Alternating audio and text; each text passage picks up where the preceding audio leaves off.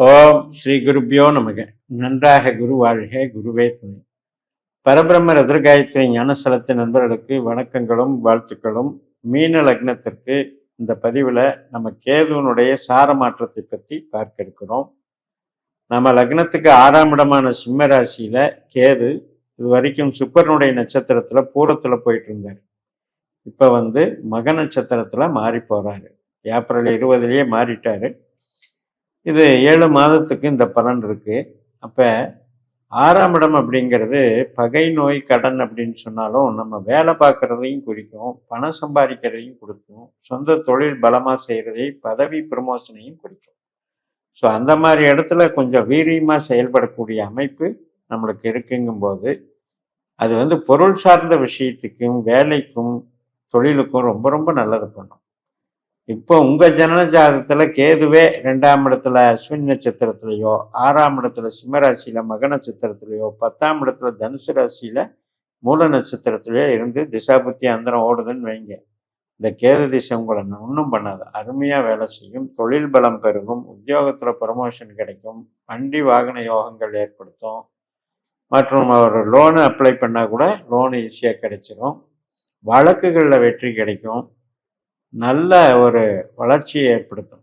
அப்ப இந்த நம்ம ஜனனஜாதக கேது ஒருவேளை நமக்கு 4ஆம் இடம், 8ஆம் இடம், 12ஆம் இடம் இந்த மாதிரி இடத்துல 8, 12ல போயிருந்ததுன்னு வைங்க.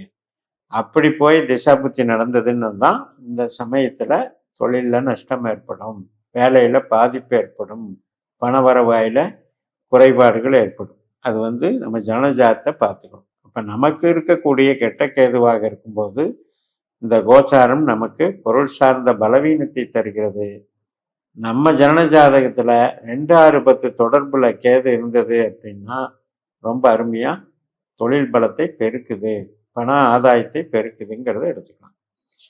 அது மட்டும் இல்ல, வேற ஒரு கிரகங்கள் இப்ப இந்த அஸ்வினியிலையோ மகத்திலேயோ மூலத்திலேயோ நமக்கு வேற கிரகங்கள் இருந்தா, இப்ப சூரியனே இருக்காருன்னு வைங்க, அது தசாபுத்தி நடத்துது அப்படின்னா நிச்சயமா நல்ல பலன் கிடைக்குது. கவர்மெண்ட் சம்மந்தப்பட்ட வேலைகள், தந்தை வழி ஆதாயங்கள், அதே மாதிரி குழந்தை சம்மந்தப்பட்ட குழந்தை பேறுகள், இது சம்மந்தப்பட்ட விஷயத்துக்கும் நல்லா இருக்கும். குழந்தைக்கு படிப்பு டெவலப்மெண்ட்டு, இது எல்லாத்துக்குமே நல்லா இருக்கும்.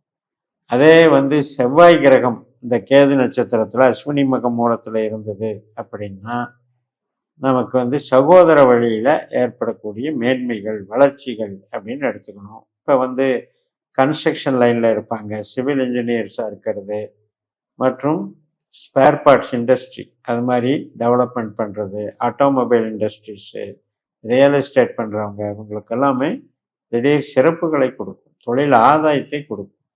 இப்போ சுக்கிரன் கிரகம் இந்த அஸ்வினி மக மூலத்தில் நம்ம ஜனனஜாதத்தில் இருந்தார் அப்படின்னா நமக்கு மிகப்பெரிய ஒரு ஆடம்பரமான ஆடை அணிகலன் சேர்க்கைகள்.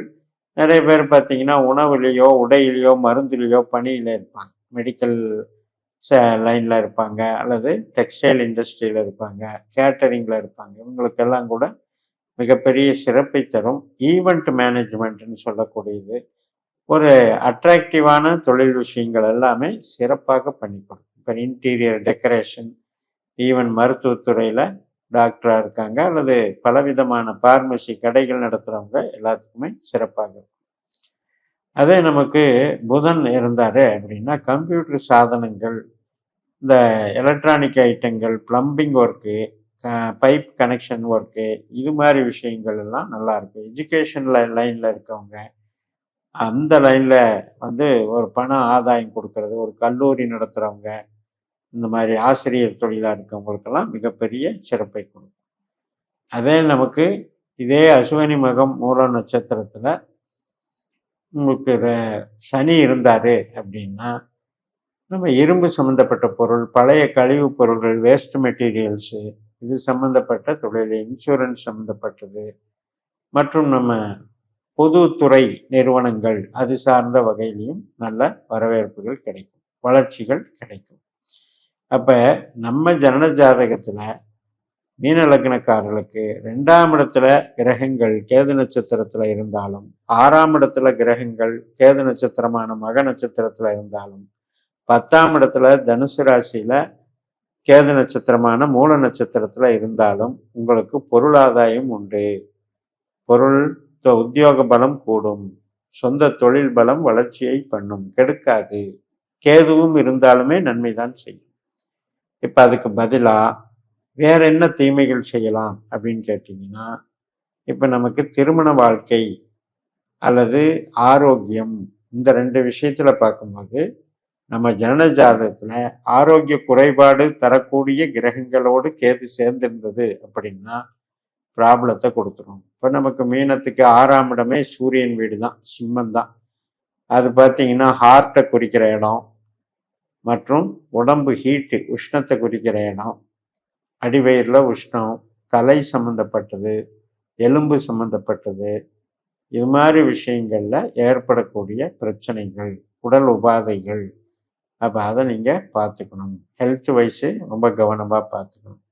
அதே இப்போ நீங்கள் செவ்வாயாக இருந்ததுன்னா அல்சர் சம்மந்தப்பட்டது, அது மாதிரி தசைப்பிடிப்பு நோய்கள் சம்மந்தப்பட்டது. இப்போ ஒருத்தருக்கு பார்த்தீங்கன்னா பிசியோதெரபி பண்ணி தான் ரெடி பண்ணணுங்கிற நிலைமை வர்றதுக்கெல்லாம் காரணம் இந்த செவ்வாய்ங்கிறது தசை குறிக்கிற கிரகம்.